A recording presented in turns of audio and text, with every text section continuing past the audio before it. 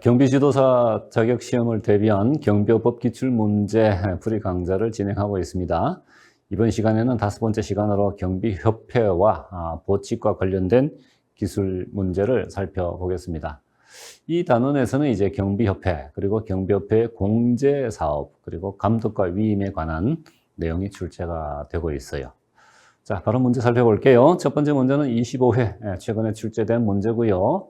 경비업 법령상 경비협회에 관한 설명으로 옳은 것은, 자, 이 문제도 경비협회에 관련된 사전 학습을 좀 진행을 하고 문제 풀이를 하겠습니다. 경비협회에서 이제 중요한 부분은 경비업자는, 자, 주체가 나옵니다. 경비협회를 만들 수 있는 주체는 경비업자가 돼요. 경비업자는 경비 업무의 건전한 발전과 경비원의 자질 향상, 그리고 교육 훈련 등을 위해서 누가 정한다고요? 대통령령이 정하는 바에 따라서 경비협회를 만들 수가 있다. 누가요? 경비업자가 할 수 있습니다. 그리고 경비협회도 역시 법인이 되어야 되는데요. 중요한 것은 이제 경비협회의 업무가 되겠습니다. 경비협회의 업무는 크게 5가지가 있는데요. 경비 업무의 연구, 그리고 경비원 교육 훈련과 그 연구, 경비원의 후생 복지에 관한 사항, 그리고 경비 진단에 관한 사항, 그 밖에 경비 업무의 건전한 육성과 운영에 관한 사항을 한다라고 되어 있어서 이 5가지 업무는 잘 기억을 해 두셔야 되고요.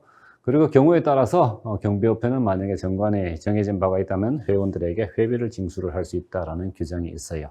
이 점을 숙지를 하고 문제를 다시 살펴보겠습니다.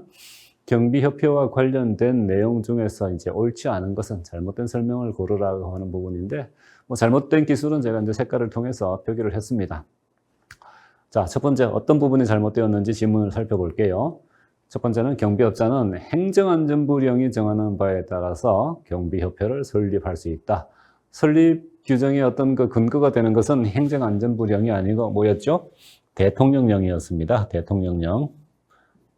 대통령령이었고, 두 번째는 경비협회는 경비업법에 특별한 규정이 있을 경우를 제외하고는 민법 중에서 사단법인의 규정을 준용한다. 이 부분도 이제 개념 요소를 묻는 문제가 자주 출제됩니다. 민법 중에서 사단법인을 준용을 한다라는 부분. 세 번째, 경비협회는 회원으로부터 회비를 징수할 수 없다라고 했는데, 이건 단순 문제네요. 회비 징수 가능합니다. 그리고 이제 경비 진단에 관한 사항은 경비협회의 고유 업무인데 업무가 아니다라고 서술을 하였으므로 이 문제에 대한 답은 2번이 되겠습니다.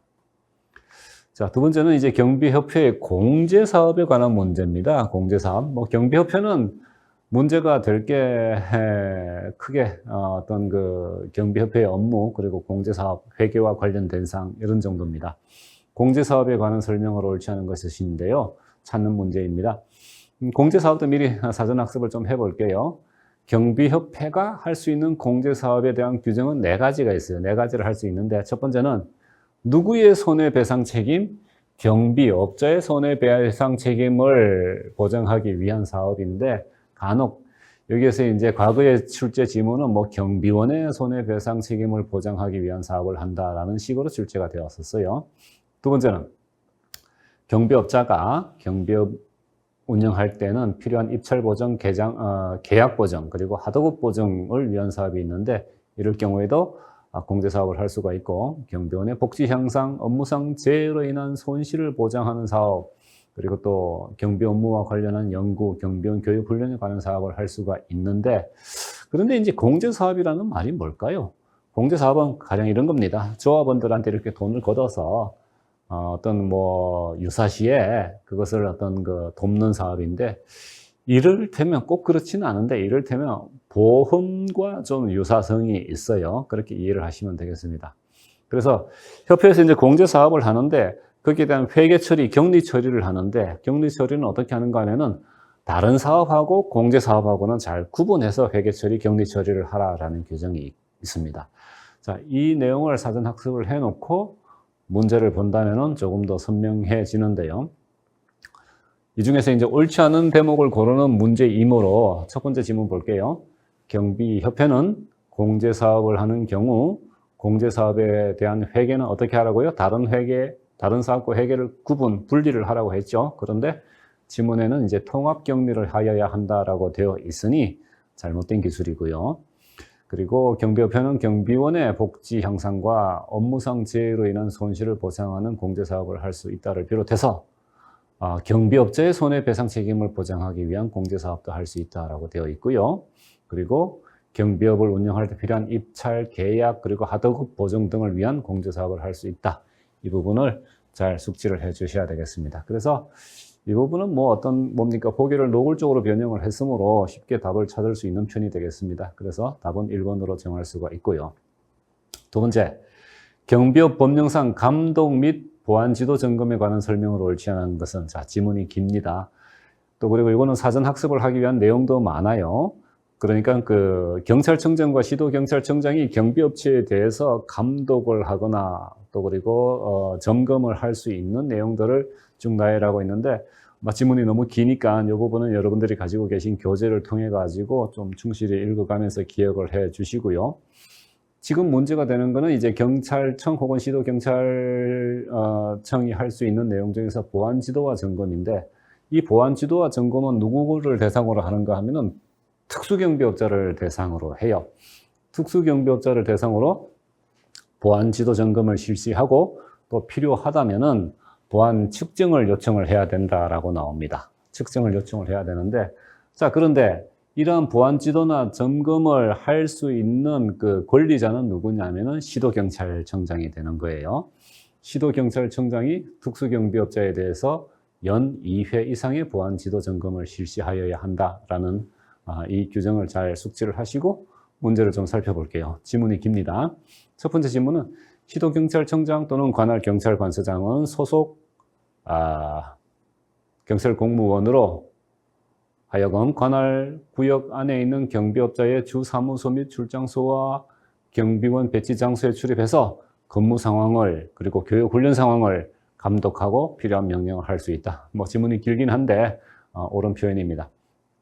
두 번째는 시도경찰청장 또는 관할 경찰서장은 경비업자나 배치된 경비원이 폭력행위 등의 처벌에 관한 법률을 위반을 했을 때는 그 위반 행위를 중지를 명할 수 있다. 당연한 얘기겠네요. 그리고 관할 경찰서장은 특수경비업자에 대해서 연 2회 이상의 보안 지도 점검을 한다라고 되어 있는데, 자, 권리권자, 권한이 있는 사람이 누구라고 했죠? 관할 경찰서장이 아니고 시도경찰청장이 되겠습니다. 시도경찰청장이 특수경비업자에 한하여 연 2회의 보안 지도 점검을 실시를 한다라고 되어 있습니다. 그래서 잘못된 옳지 않은 표현을 찾는 것이기 때문에 3번이 답이 되겠네요. 자, 나머지 보기도 보겠습니다. 경찰청장 또는 시도경찰청장은 경비 업무의 적정한 수행을 위해서 경비업자와 경비지도사를 지도 감독하면서 필요한 명령을 할 수 있다. 일반적인 표현입니다. 자, 네 번째 문제 보겠습니다. 경비업 법령상 경찰청장 등이 불가피한 경우 민감정보 및 고유식별 정보를 처리할 수 있는 사무가 아닌 것은, 자, 민감정보와 고유식별 정보 처리에 관한 내용이 나왔는데요. 자, 이것을 처리할 수 있는 주체는 일단 누군가 하면은 경찰청장, 시도경찰청장, 그리고 경찰서장과 경찰관서장, 그런 게 경찰들이 주체가 되는데, 어떤 내용이냐면 어떤 민감정보, 어떤 고유식별 정보인가 하면은 개인의 어떤 건강에 관한 정보, 개인정보보호법에 해당되는 겁니다. 범죄 경력 자료에 해당하는 정보, 그리고 주민등록번호나 외국인 등록번호를 처리할 수 있는 사유가 어떤 것들이 있는가 하면은 경비업법에서 정한 것은 10가지가 있어요. 그런데 그 중에서 우리 그 시험 문제 지문으로 지금 나온 것은 4가지인데 그것만 좀 살펴볼게요. 세 번째, 경비지도사 시험에 관한 사무를 할 때는 민감정보나 고유식별 정보를 경찰이 처리할 수 있다. 그리고 특수경비원의 직무유기 또는 무기 사용 등에 관해서도, 그리고 경비업자 및 경비지도사의 지도감독에 관한 사무를 할 때도 민감정보나 고유식별 정보 처리를 할 수가 있는데요. 그런데 이제 네 번째, 경비업자의 손해배상에 관한 책임에 관한 사무는 해당이 없죠. 이건 경비협회와 관련된 얘기라고 볼 수가 있겠습니다. 자, 정리해 보겠습니다. 경비협회 그리고 보칙에 관한 내용 중에서는 경비협회에 대해서는 설립의 의무, 설립 과정과 또 업무, 그리고 공제사업에 대해서 학습을 하시고요. 보칙이 내용이 좀 많습니다. 감독 등에 대해서 지도감독에 관한 부분, 그리고 위임에 관한 규정이 있어요.